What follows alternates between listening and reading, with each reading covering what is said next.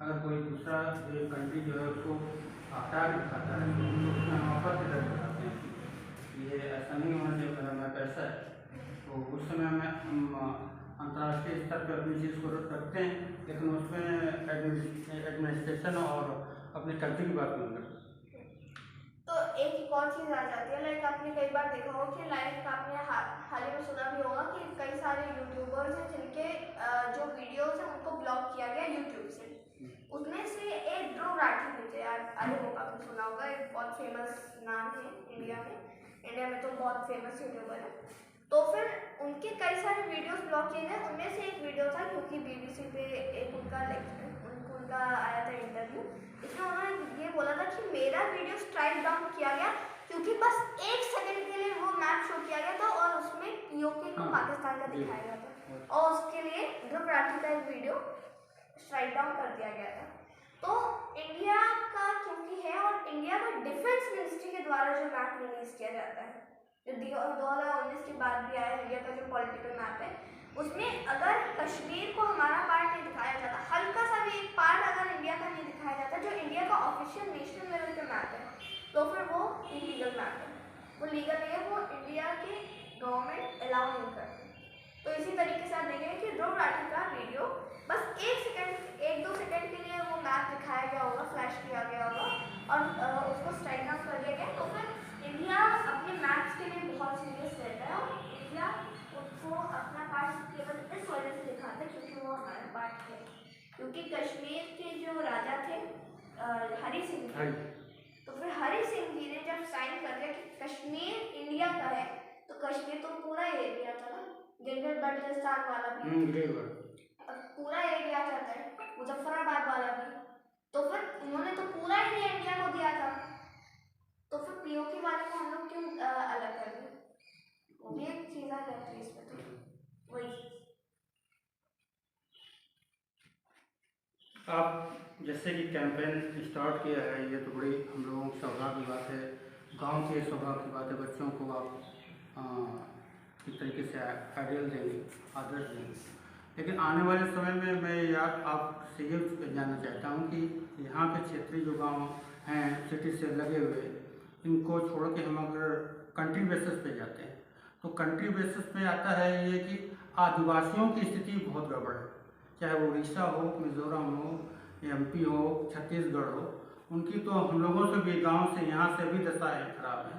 उन लोगों के जो खाने पीने से लेकर किसी भी फैसिलिटी का उतना अभी डेवलपमेंट नहीं हो पाया है, उसको आप किस तरीके से देखते हैं? देखिए, उनके उसके लिए भी प्रावधान किए गए हैं, उनके डेवलपमेंट के लिए भी शेड्यूल 5 और शेड्यूल 6 में हमारे यहाँ शेड्यूल एरियाज के प्रावधान किए गए हैं और उनके लिए भी एससी और एसटी का रिजर्वेशन इसी वजह से लाया भी गया है।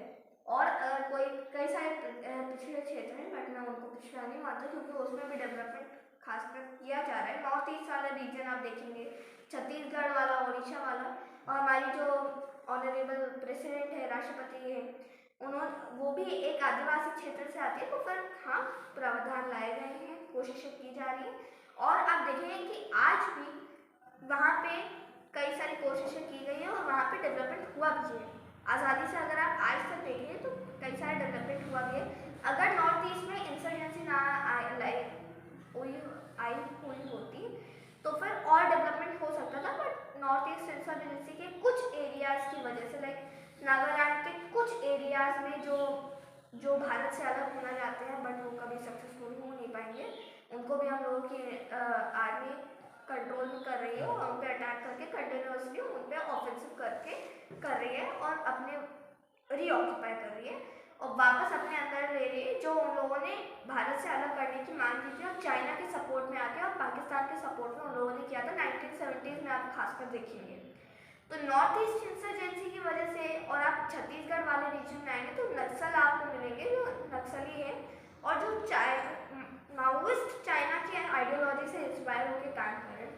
तो कई सारे ऐसे भी रीजन्स हैं जो सिक्योरिटी रीजन्स हैं, अगर आप ये सोचिए कि हम लोग एकदम कोई एक दुश्मन देश से बॉर्डर रखने वाली सिटी का एकदम बढ़ा चढ़ा के डेवलपमेंट कर दे तो उसमें भी तो खतरा होगा ना कि कहीं अगर एक भी मिसाइल अगर आके गिर गया तो बहुत सारा इंफ्रास्ट्रक्चर बर्बाद हो जाएगा। तो इसी वजह से हम लोग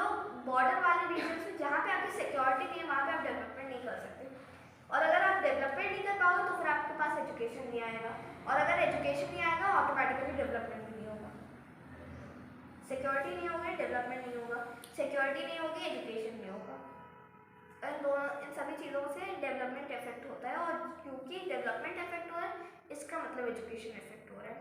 इसके लिए प्रावधान किए गए हैं और हम लोगों की सरकार कोशिश कर ही रही है और हमेशा से कोशिश करती आई ही है कि हम लोग उनको वापस कैसे ऊपर ला सकते हैं। हमारा जो कॉन्स्टिट्यूशन का शेड्यूल 5 है और शेड्यूल 6 है, वो भी शेड्यूल एरियाज के लिए मांग करता है कि उनको इफेक्ट ना किया जाए, वो लोगों का जो कल्चर है वो वैसा का वैसा ही रहे, और जो रीजन्स पिछड़े हुए हैं उनको भी रिजर्वेशन दिया गया है और वो लोग भी अपने क्षेत्रों में सही काम कर रहे हैं। हाँ, अभी थोड़ा सा हम लोग उसमें पीछे रह गए हैं, थोड़ा सा कोविड का भी आ गया और भी कई सारी चीज़ें चलती रहती हैं, तो हम लोग अपना बजट उसमें नहीं लगा सकते। बट हम लोग जैसा कि बढ़ते टाइम के हिसाब से हम लोग अपना टाइम टू टाइम कोशिशें करते हैं। हाँ, कोशिशें की जा रही हैं और मुझे लगता है कि आने वाले 20 ईयर्स में कोशिशें कंप्लीट हो भी जाएंगी। हर्षवर्धन जी, आपसे बस एक सवाल और मैं कहना चाहता हूँ कि जो हमारा, क्योंकि इंडियन हिस्ट्री पे आप बोलते हैं, अच्छा सब बोलते हैं, IAS वगैरह सब आपसे नॉलेज गेन करते हैं। ये बताइए, जो आज हमारे लिटरेचर में इंडियन हिस्ट्री जो दी गई है हमारे एजुकेशन सिस्टम में, जो पढ़ाई जा रही है और जो चीज़ है, ये रियलिटी पे कितना हमारे पास सही चीज़ है कि कितना हमारा खो गया है, या जो आज की हिस्ट्री हमारे पास है ये रिलाई, इस पर कितना भी रिलाई कर सकते हैं? देखिए, time to time history change होती है, जैसा भी जो भी राजा रहा है, लाइक अब देखिए अगर कोई भी राजा रहा हो, अब अगर देखें ये जो मुगलों के टाइम पे था, मुगलों ने अपनी बात कहलवाई, अगर कोई हिंदू राजा भी रहेगा तो फिर कोई हिंदू राजा ये तो नहीं चाहेगा कि उसके खिलाफ बातें जाए। तो टाइम टू टाइम मैनिपुलेट की गई है हिस्ट्री, चाहे वो अकबर हो चाहे वो औरंगजेब हो, हर किसी के टाइम पे हिस्ट्री मैनिपुलेट की गई, चाहे वो हिंदू राजा ही हो, कोई भी हिंदू राजा भी होता है, इट डजंट मैटर रिलीजन जो भी है वो मैटर नहीं करता। बट अगर कोई भी राजा होगा तो फिर वो यही बोलेगा कि मेरे जो वाहवाही करे मेरी, कि वो हमेशा जनता के लिए काम करते थे, फलाने राजा हमेशा वो जनता के पीछे लगे रहते थे, वो हमेशा जनता का डेवलपमेंट करते थे, ऐसे तो सारे राजा कहते हैं। तो कितना सच है कितना झूठ है हम लोग तो उसको भी नहीं कह सकते। अगर आप मॉडर्न टाइम्स में आ जाए तो फिर मैकॉले जैसे लोग आए, तो मैकॉले जैसे लोगों ने भी अगर इंडिया के एजुकेशन को बर्बाद किया तो फिर कहीं ना कहीं उसमें उन लोगों ने अपनी भी वाहवाही कराई।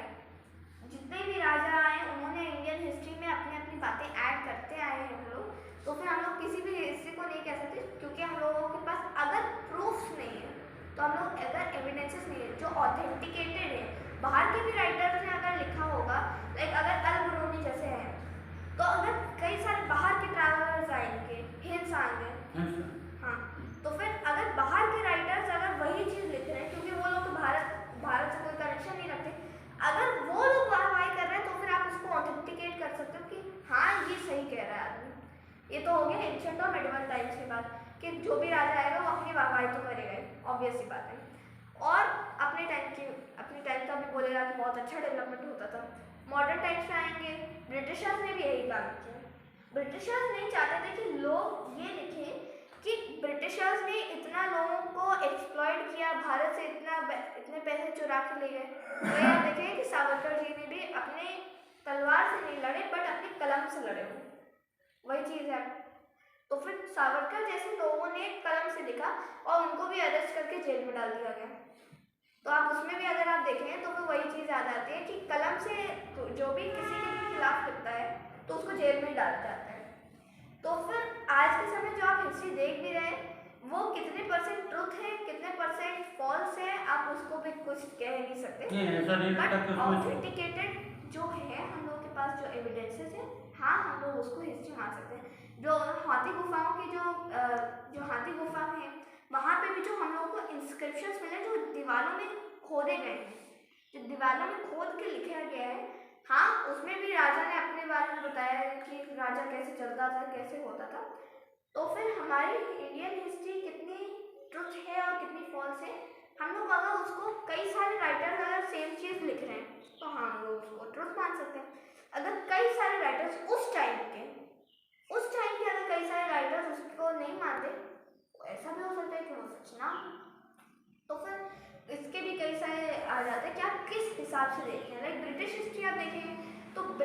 हिस्टोरियंस में भी आधे अलग अलग बटे हुए थे।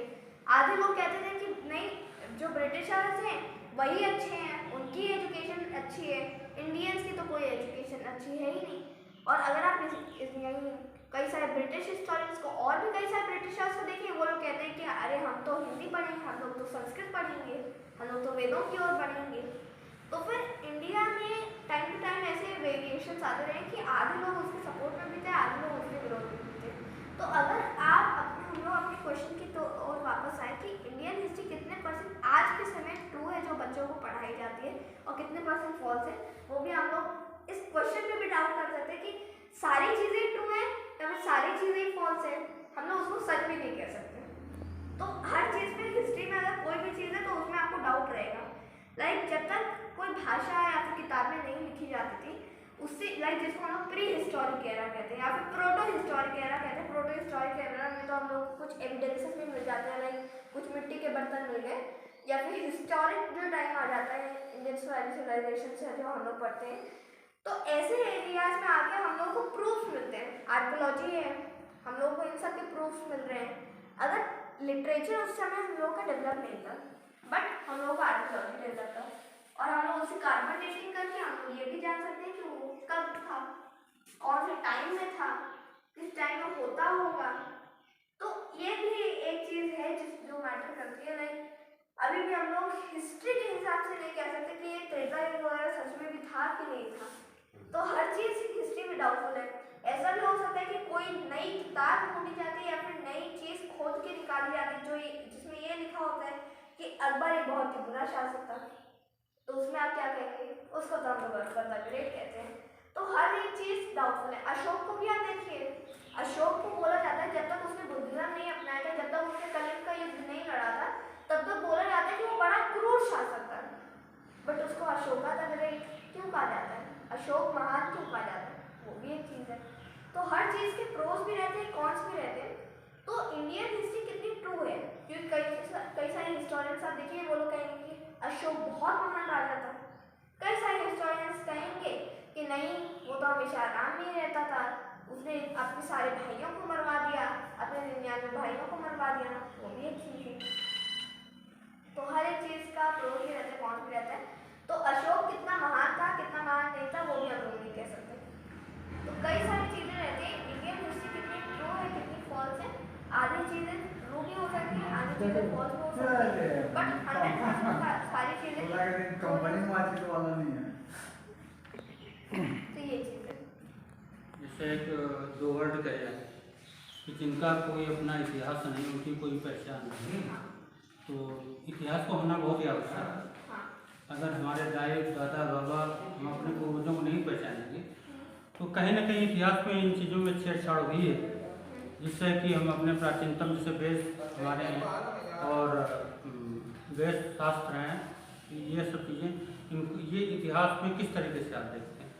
देखिए, एक बार आप अपना क्वेश्चन रिपीट कर दीजिए, क्योंकि थोड़ा सा कंफ्यूजन था, क्योंकि आप दादा पर दादा से एकदम से थोड़ा सा जैसे कि आप ये मान लीजिए कि हमारे जैसे त्रेता द्वापर की बात आपने कही थी कि हम तो इनको मैं एक एग्जांपल दिया। एग्जाम्पल दिए, ठीक है, अच्छी बात। लेकिन क्योंकि शास्त्र और वेदों से ही हमारी पहचान है, वैदिक धर्म की हम लोगों को पहचान है, तो हम इनको इतिहास से कैसे जोड़ के दें? देखिए, हम लोग उसको इतिहास और इतिहास जैसी चीज़ों से इस तरीके से जोड़ के दे सकते हैं, क्योंकि वो हमारे लिटरेचर का पार्ट आ जाता है, आर्ट एंड कल्चर का पार्ट आ जाता है। तो हिस्ट्री में भी एक सब सेक्शन होता है जिसको कहते हैं आर्ट एंड कल्चर। तो आर्ट एंड कल्चर में ये सब चीज़ें आ जाती है, लाइक लिटरेचर आ जाता है। लिटरेचर में हम लोगों को ये सब चीज़ें मिलती हैं, वेद आ जाते हैं, स्मृतियाँ आ जाती हैं, तो श्रुति होती थी यानी जो मुँह से बोली जाती थी, मुँह से कई सारी चीज़ें, लाइक कई सारे बहुत ज़्यादा टाइम तक, कई 1-2 हज़ार वर्ष तक, कई सारे वर्षों मतलब हज़ारों वर्षों तक तो यही चीज़ नहीं थी कि वो लोग लिख के मंत्र रखते थे। वो लोग तो श्रुति के रूप में रखते थे, जो भी वो लोग बोलते जा रहे थे वो लोग अपने मन में रखते जा रहे थे और याद करते जा रहे थे। पहले तो किताबें नहीं लिखी जाती थी, तो फिर जो किताबें लिखी गई जिसमें वो मंत्र लिखे गए, वो सब चीज़ें आपको हिस्ट्री से हम लोग इस तरीके से कनेक्ट कर सकते हैं कि वो हमारे हिस्टोरिक एरा में और किस एरा में लिखी गई और किस सिचुएशन में लिखी गई। आर्यंस का इन्वेजन आर्य भारत में आए। फिर उसके बाद एक कल्चर जो उनका था जिसको हम हिंदुइज्म कहते हैं वो प्रोपगेट हुआ इंडिया वाले region में। तो फिर एक नया कल्चर था हिंदुइज्म उस टाइम पर जो कहता था कि हम लोगों को जीवन कैसे जीना चाहिए। तो एक ये चीज़ आ जाती है। और जितने भी मंत्र और जितनी भी कहानियाँ हैं मेरे हिसाब से जो भी रिलीजन होता है वो किसी ना किसी रीज़न के लिए बनाया जाता है। तो हम लोग इनको हिस्ट्री से कनेक्ट केवल एक ही तरीके से कर सकते हैं, उनका लिटरेचर। कोई भी रिलीजन होता है हम लोग दो ही चीज़ों से कर सकते हैं, लिटरेचर, फिलोसफी, आर्कियोलॉजी। ये जो हमारा इतिहास है, जो कि हम जैसे ऑनलाइन की बात की, वहाँ पे जब सर्च करो तो मध्यकालीन युग यानी 5 से 6 हज़ार ईसा पूर्व है, तब से वो लिटरेचर हमको दिखाया जाता है, पढ़ाया जाता है मुगल काल के पीरियड से। जबकि हमारा जो इतिहास है बहुत एंशियंट है, बहुत प्राचीन है, और उसका भी हमारे वैदिक उसमें अलग से दिया गया है समय और उसकी तारीख। लेकिन इसको आप जो मध्यकालीन है इसको हम प्राचीन भारत का इतिहास माने या न माने? ऑब्वियसली नहीं मान सकते क्योंकि वो टाइम ही नहीं था वो वाला। हम लोग जो मेडिवल टाइम में 1500 के ज़माने वाली चीज़ को हम लोग एकदम एंशिएंट वाला थोड़ी कह सकते हैं करके। वो भी एक चीज़ है। एंशिएंट, मेडिवल और मॉडर्न को इसी वजह से डिवाइड किया गया ताकि हम लोग हिस्ट्री को आसानी से लिख सकें और याद कर सकें। हम लोग मेडिवल को एंशिएंट ऑब्वियसली नहीं लिख सकते क्योंकि वो टाइम पीरियड अलग अलग थे। तो यहाँ पे कल्चर सोसाइटी जो डेवलप हुई है पृथ्वी में, तो इसका समय आप क्या मानते हैं? देखिए वो तो साइंटिस्ट भी नहीं कह सकते। न ये इतिहास में कितने पीरियड से दिया गया है? यहाँ पे ये सब बताएं, ये चीज़ आई, वो सब डेवलप हुआ, विकास हुआ 4000 BC से आप 8000 BC तक भी देख सकते हैं। जो चैल्कोलिथिक कह रहा था, नियोलिथिक कह रहा था। नियोलिथिक कह रहा तो आपका देखिए कि 8000 BC से आपको दिखता है, बट जो मेन हिस्ट्री आती है वो नियोलिथिक एरा से आती है। लाइक जो हम लोग प्री हिस्टोरिक एरा देखेंगे, लाइक आप देखिए जिसमें हम लोग कहते हैं आदिवासी टाइप के। तो फिर आदिवासियों के टाइम पे लाइक आप देखेंगे कि 8000 BC से हम लोग लिखित रूप में देख सकते हैं। बाकी तो आज भी कई सारे हिंदू हिस्टोरिक्स कहा जाए तो फिर या फिर कई सारे हिस्टोरिक्स आदि ये भी बटे हुए हैं कि ये सब भगवान वगैरह और जितनी भी चीज़ें आ जाती हैं वेदों वगैरह की, ये सब तो 20000 BC या फिर उससे भी पहले थे। तो फिर इसमें भी एक थोड़ा सा कॉन्ट्राडिक्टरी आइडियाज आते हैं कि जो वेस्टर्न हिस्टोरियंस वो लोग कहते हैं कि ये इंडस वैली सिविलाइजेशन वाला टाइम आप 4000 BC से देखेंगे, बल्कि हम लोगों के यहाँ तो कई सारे हिस्टोरियंस ये कहते हैं कि वो तो हमारा वेदास वाला टाइम तो 18000 BC 20000 BC में था। तो फिर ये भी चीज़ है, लोग वो नहीं कहते। चलिए यहाँ पे हम लोग जो उपस्थित हैं जितने भी लोग, तो आर्यभट्ट हमें जो इतिहास में पढ़ाया गया है, शायद हमें उससे गलत निकल जाए, जर्मन से हम लोग यहाँ के मूल जो है द्रविड़, तो हम लोग अपने आप को फॉरेनर माने या यहीं का मूल निवासी माने?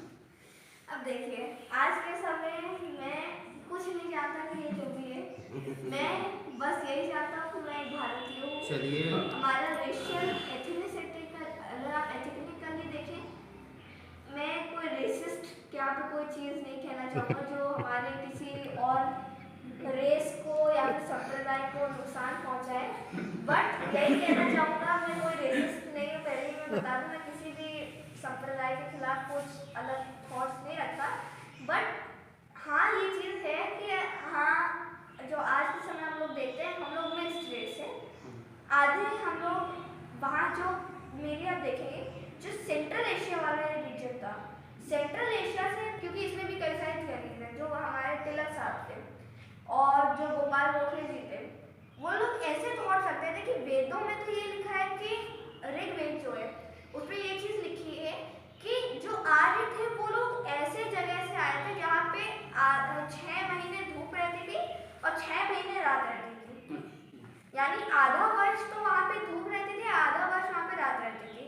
तो वो चीज़ अगर हम लोग देखें कि कहाँ पे रहती है तो आप देखिए एकदम पोलर रीजन में।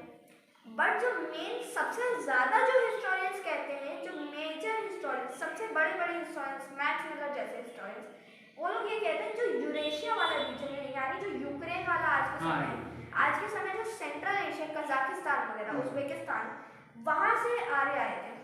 आर्य दो जगह चले गए बीच से। आधे आर्य चले गए यूरोप में, आज के समय जो आप यूरोप देखें, जो जर्मनी में गए, फ्रांस में गए और स्लाविक देशों में गए, इटली जैसे देशों में, और आधे लोग यहाँ भारत की तरफ आए। तो फिर आज के समय अगर आप देखेंगे कि भारत में, मैं जो जानता हूँ, मैं भारतीय हूँ, मैं कोई आर्य वार्य नहीं हूँ, मैं नहीं मानता। वो जो आर्य आए, भारत में रुक गए, भारत में रुकने के बाद यहाँ पे जो पहले से लोग थे, उनसे उन लोगों की रेस मिली, जो शादियाँ वगैरह हुई, उसके बाद रेसेस जो थी वो मिक्स हो गई, और आज के समय पहले वो लोग गोरे होते होंगे, पता नहीं, और हम लोग काले होते होंगे, और फिर जब मिक्स हो गई रेसेस तो फिर हम लोग थोड़े से ब्राउन टाइप के हो गए। तो फिर उसमें भी वो बड़ा वो अलग ही एंथ्रोपोलॉजी आ जाता है, वो तो अलग ही सब्जेक्ट है एंथ्रोपोलॉजी, में अलग सब्जेक्ट आ जाता है, तो उसमें अलग दिमाग का खिचड़ी हो जाता है। लेकिन ये आज के समय बस इतना जानता हूँ मैं कि मैं भारतीय हूँ। आर्यंस वगैरह की हिस्ट्री वो बहुत अलग है, और द्रविडियन अभी भी ये क्लियर नहीं है कि आर्य आए कहाँ से, बट जनरली सबसे ज़्यादा हिस्टोरियंस यही कहते हैं कि वो लोग यूरेशिया, यूक्रेन वाले रीजन से आए, सेंट्रल एशिया वाले रीजन से आए, जो आज के समय मुस्लिम देश है, कजाकिस्तान जैसे देश, उज्बेकिस्तान, तजिकिस्तान जहाँ पे पड़ते हैं, रशिया के नीचे, तो वो वाला रीजन आप देखेंगे। बट आज के समय अब हम लोग कोई भी, मैं किसी भी संप्रदाय के खिलाफ ये कोई चीज़ नहीं कहूँगा कि हम लोग बाहर से आए, यहाँ पे रुक गए, फिर वो थोड़ा सा मतलब आज कई बार ऐसे स्टूडेंट्स भी पूछ लेते हैं, सर वो इस्लामिक कहाँ से आए, इस्लामिक भारतीय हैं कि नहीं, वो मैं अभी उसमें नहीं जाऊँगा। हाँ, हम लोग अभी भारतीय हैं, भारत देश के नागरिक हैं, भारत हमारा देश है, मैं बस इतना जानती हूँ।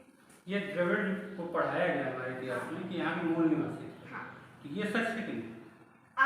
मैं आपको एक चीज़ कहूँगा कि अंडमान एंड निकोबार आप देख रहे हैं, हाँ, वहाँ पे नॉर्थ सेंटिनल आइलैंड है, एक बार घूम के आए, मैं कह रहा हूँ एक बार घूम के आए, वहाँ पे आज के समय एकदम अफ्रीकी जैसे दिखने वाले लोग हैं, और वो हजारों सालों से वहाँ पे कोई इंसान नहीं गया, और आज के समय भी कोई जाता है तो फिर 3 कमान से वो उछल के ही आता है। हाँ, एकदम एकदम जब शुरुआत हुई थी तो एक आइलैंड है, north sentinel island, Andaman Nicobar वाले रीजन में, निकोबार वाले रीजन में, तो वहाँ पे उसको कोई भी एक गोरा गया था जो अमेरिकी था, वो क्रिश्चियनिटी को फैलाने गया था, फिर बाद में वो भी कुचल के वापस तो नहीं आया, उसके शरीर वापस नहीं मिला, बट वो गया, और फिर वहाँ से ऊपर गया, तो फिर ये चीज़ भी आप देखेंगे, तो वो लोग एकदम काले हैं, एकदम अफ्रीकियों की तरह दिखते हैं, बट आज के समय आप द्रविड़ देखें वो थोड़े से ब्राउनिश टाइप के हैं, तो फिर आज के समय हम लोग ये भी नहीं कह सकते कि द्रविड़ ओरिजिनल इंडियन से, मैं कोई भी रेसिस्ट थॉट नहीं दूंगा अभी। लेकिन यहाँ पे एक चीज़ ये आती है, जैसे अमेरिका है, अमेरिका को हम इन्वेंशन मानते हैं कि वहाँ पहुँचने पे जाना कि अमेरिका था, अमेरिका गया और कई विजिटर गए, तब अमेरिका जाना गया। इंडिया को बोला गया कि इंडिया जो है, जब यहाँ पे वास्को डी गामा आया तब इंडिया जाना गया। तो ये पहचान प्रॉपर्ली पहले से थी, इसको किसी विदेशी के आने पे क्यों उसके मतलब सिंबल दिया गया कि नहीं, तभी से ये, क्योंकि यूरोपियंस ने जो वहाँ से भारत आए, उन लोगों ने यही कहा कि यहाँ पे कुछ काले काले लोग हैं जो हम लोग को हुला लाला कह रहे हैं, तो फिर ये चीज़ है, तो फिर उन लोगों ने जो देखा कि अरे ये लोग तो एकदम काले हैं, ये लोग ऐसे हैं, ये लोग भगवान से विश्वास करते हैं, तो अब उनको जो लगेगा वो लोग तो वही लिखेंगे ना। अब उनको क्या पता होगा कि भारत तो इतने हजारों वर्षों पहले से है, उनको थोड़ा ही पता था, तो उन्होंने यही लिख दिया। यशवर्धन जी चलिए खड़े होइए।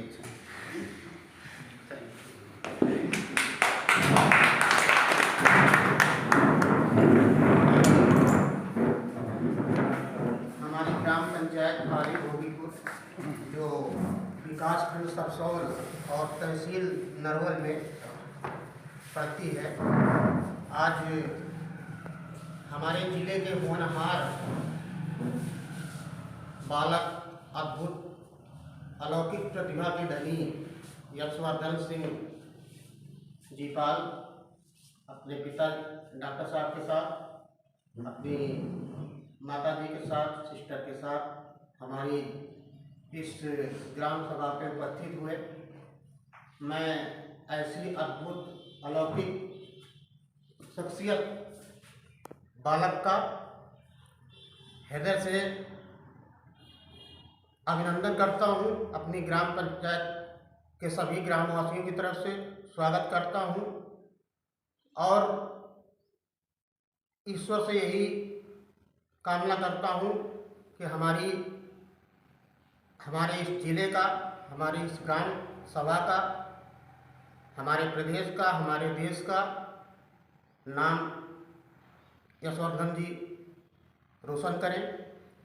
हम सभी ग्रामवासी मिलकर के यशवर्धन जी का सम्मान करते हैं। आप सभी लोग आए और उसको भी याद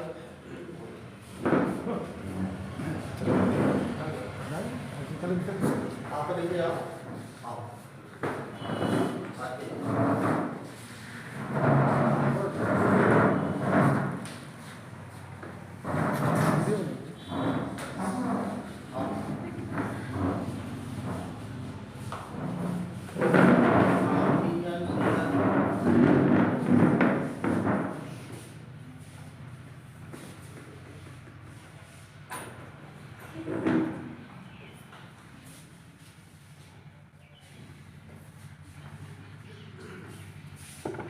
लगाओ, सब लोग हाथ लगाओ।